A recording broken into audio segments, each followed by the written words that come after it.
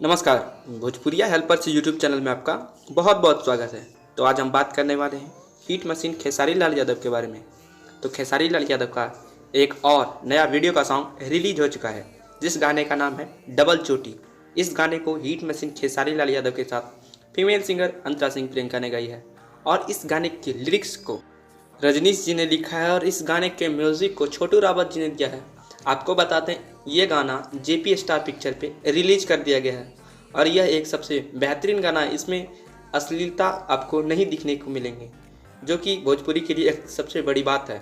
अगर आप इस गाने को देखना चाहते हैं तो आप हमारे वीडियो के डिस्क्रिप्शन में भी जाके लिंक के थ्रू देख सकते हैं, नहीं तो आप जेपी स्टार पिक्चर पे जाके भी देख सकते हैं। धन्यवाद। हमारे चैनल में आने के लिए आपका बहुत बहुत शुक्रिया।